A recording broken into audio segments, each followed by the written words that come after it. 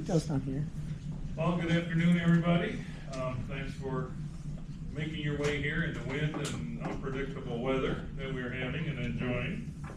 On behalf of the Embassy of Japan, the National Association of Japan-America Societies, the Japan-America Society of Kentucky, and Dental Life Company, welcome. The Japan Currents program is made possible by a grant from the Embassy of Japan, as well as the National Association of Japan-America Societies, which we like to call NAJS, just for short. So I think we put together an excellent group of experts on our topics today to help us understand how the current tariffs and immigration is affecting or impacting our Japanese investment in Kentucky. So, let's see here.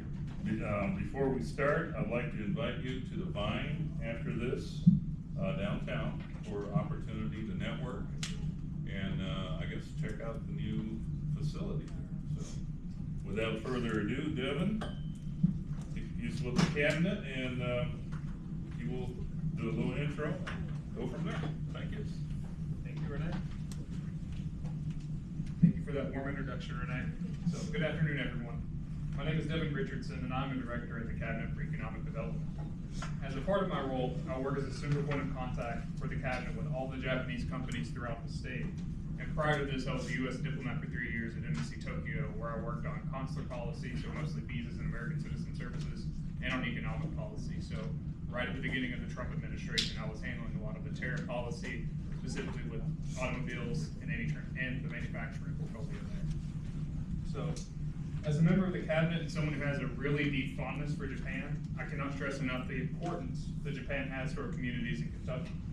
Currently, there are nearly 200 Japanese-owned FDI facilities throughout the state that employ about a total of 45,888 Kentuckians, and it ranks second for Japanese foreign direct investment employment as a total percentage of employment. And since 2020 alone, Japan has brought in over $6.79 billion worth of investment to the Commonwealth. And they are the largest source of FDI, both capital investment and jobs since 2020. Time and time again, Japan has proven itself to be an invaluable partner and friend to the Commonwealth, and it is a great blessing that I get to work in this position where I can directly contribute to making this partnership and friendship long-lasting, even when there are times of hardship and uncertainty. So, that brings me to our topic for the panel today, which is which is surrounded by the current economic and immigration policy of the Trump administration. It's brought many questions about the lasting impact that these policies will have on future investment from Japanese companies in Kentucky. So today I'm going to be joined by a wonderful group of panelists: Hirotoshi Ito, Leo Sakamoto, Jody Shope, Lynn Krebs Jr., Karen Trial, and John, who I think will be joining us a little bit later. And they are going to have some unique and critical expertise that will be invaluable as we look to answer some of these questions about the future of Japanese investment in the Commonwealth. So without further ado, let's get started. Our first panelist is Hirotoshi Ito-san, who joined JETRO in 1998, and he has served in New Delhi, Bangkok, and is now the Executive Director of Research and Information Services at JETRO New York. He has several major publications discussing several key issues that include FTAs, global supply chains, business environments throughout Asian countries, and several more.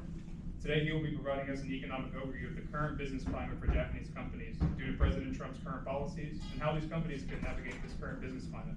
Ito-san, yoroshiku onegai shimasu.